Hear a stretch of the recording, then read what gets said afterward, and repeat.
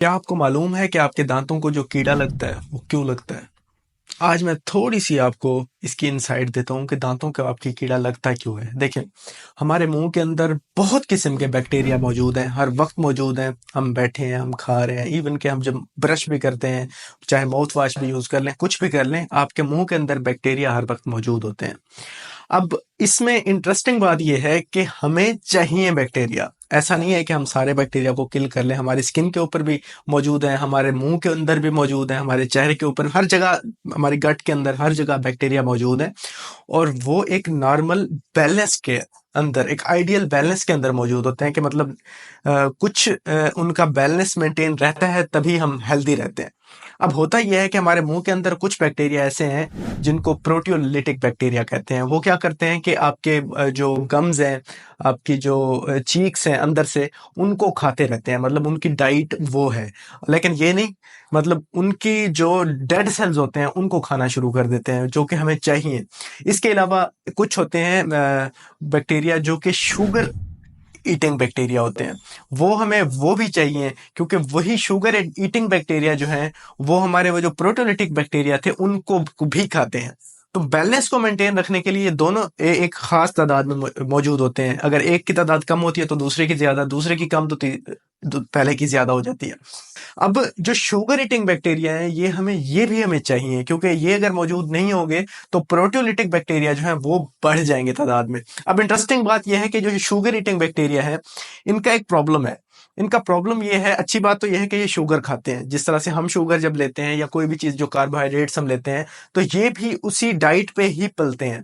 लेकिन बुरी बात इनकी ये है कि ये शुगर ईटिंग बैक्टीरिया जो है, ये बाय प्रोडक्ट के तौर पे एसिड सिक्रीट करते हैं। मतलब शुगर खाते हैं, फिर उसका तेजाब बना के हमारे मुंह में छोड़ देते हैं। अब जब इनकी तादाद एक हद से ज्यादा बढ़ जाएगी, इनकी कॉलोनी ज्यादा हो जाएगी, कोई ऐसी जगह दांत के ऊपर मौजूद जहां पे शुगर इम्पैक्टेड रहती है, काफी ज्यादा अरसे तक रहती है, या जहां हम ब्रश नहीं करते, इन बैक्टीरिया की कॉलोनी को डिसरप्ट नहीं करते, तो वहां पे ये ग्रो करते रहते हैं, ये तादाद में ज्यादा होते जाते हैं, और जिसके नतीजे में एसिड प्रोडक्शन ज्यादा होती जाती है। और वो जो एसिड ये खारिज करते हैं, उस एसिड के नतीजे में हमारा जो दांत है उसकी डीमिनरलाइजेशन होती है, उसकी एसिडिक डीमिनरलाइजेशन होती है, जिसके नतीजे में इरोजन होती है और वो वहां पे कैविटी लगना शुरू हो जाती है। और ये प्रोसेस है कैविटी लगने का, सबसे पहले बिल्कुल व्हाइटिश सी कैविटी होती है, बाद में ये ब्लैक होना शुरू हो जाती है, ब्राउन टू ब्लैक। तो इस तरह से ये कैविटी का अमल स्टार्ट होता है, और ये एक बैक्टीरियल इन्फेक्शन इसको कह लें, क्योंकि ये बैक्टीरियल जो कॉलोनी बढ़ने की वजह से, उसके जो बाई प्रोडक्ट एसिड की वजह से ये हमारे दांत में इन्फेक्शन हो रहा होता है। अब यहाँ पे इंटरेस्टिंग बात यह है कि आपके जहन में होगा कि सारे बैक्टीरिया ऐसे हैं तो इनको खत्म कर देना चाहिए। तो बैक्टीरिया को खत्म नहीं कर सकते, इसलिए यहाँ पे एक यूज आता है माउथ वॉश का। इसलिए मैं कहता हूँ कि माउथ वॉश को आप रेगुलर बेसिस पे घर के अंदर इस्तेमाल ना करें, क्योंकि माउथ वॉश है एंटीबैक्टीरियल। आपने जब भी मुंह के अंदर माउथ वॉश को रिंस करना है, कुल्ली करना है रेगुलर बेसिस पे काफी अरसे के लिए, तो आपके मुंह का जो नॉर्मल ओरल फ्लोरा है, मतलब नॉर्मल फ्लोरा उसको कहते हैं कि नॉर्मल जो आपके मुंह के अंदर बैक्टीरियल कॉलोनीज को होना चाहिए, वो डिस्टर्ब हो जाती है। होता यह है कि आपके सारे बैक्टीरिया जो है वो मार देता है आपका ये जो माउथ वॉश है। अब इसलिए अक्सर डॉक्टर्स रेकमेंड करते हैं, कंपनीज भी रेकमेंड करती हैं, लेकिन असल बात जो आपको कोई नहीं बताता वो ये है कि माउथ वॉश को कभी भी 14 दिन से ज्यादा आप इस्तेमाल नहीं कर सकते, और वो भी जब प्रेस्क्राइब किया गया हो। क्योंकि माउथ वॉश किसी ना किसी प्रॉब्लम की वजह से आपको देना पड़ता है, और वो प्रॉब्लम अगर है कोई, तो उसको उसकी ट्रीटमेंट होनी चाहिए। और उसकी ट्रीटमेंट के बाद अगर चलता भी है माउथ वॉश, तो मैक्सिमम 14 दिन। इससे ज्यादा अगर यूज कर रहे हैं तो इसका मतलब है कि आपके मुंह के अंदर कोई इन्फेक्शन है, कोई प्रॉब्लम है जिसका इलाज जरूरी है, जिसके लिए माउथ वॉश जरूरी नहीं है।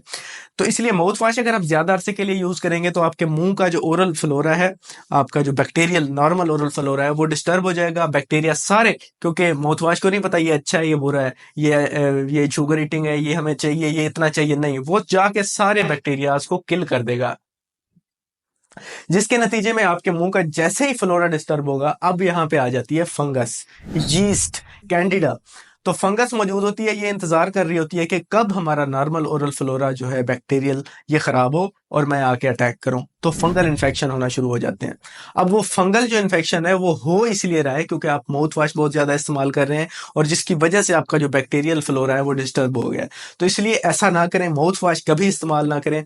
और अगर आपको मसूड़ों की बीमारी है, अगर आपके मुंह से बदबू आती है, तो इसका इलाज है, इसके लिए आप माउथ वॉश इस्तेमाल ना करें, वरना प्रॉब्लम बढ़ेगा आपका, आहिस्ता आहिस्ता आपका सारा डिस्टर्बेंस हो जाएगा। इसी तरह से मैंने एक और वीडियो में भी डिस्कस किया था कि जो यीस्ट है उसका इन्फेक्शन आपकी जो है वो तभी बढ़ता है जब हमारा एंटीबायोटिक का यूज बहुत ज्यादा हो जाए, क्योंकि एंटीबायोटिक जो है, एंटीबैक्टीरियल जो जितनी भी हमारे पास मेडिकेशन है वो भी जाके सारे बैक्टीरिया को मार देती हैं, खास तौर पे ब्रॉड स्पेक्ट्रम एंटीबायोटिक जो होती हैं। वो जब बैक्टीरिया सारा खत्म हो जाता है हमारा, तो नतीजे में हमें फंगल इन्फेक्शन हो जाता है। तो इसलिए कोई भी ऐसी चीज जो हमारे इस फ्लोरा को डिस्टर्ब करती है वो भी हमारे लिए नुकसानदेह है। अब आते हैं टॉपिक पे वापस कि ये जो कैविटी का प्रोसेस है इसको हम स्टॉप कैसे कर सकते हैं। इसको स्टॉप करने का एक सिंपल सा तरीका है, जो बायोफिल्म बनती है जिसके अंदर फिर बैक्टीरिया सर्वाइव करते हैं और फिर प्लाक बना देते हैं, और फिर प्लाक के नतीजे में जो ग्रोथ है उनकी बैक्टीरिया की और बढ़ जाती है और एसिडिक सिक्रीशन बढ़ जाती है।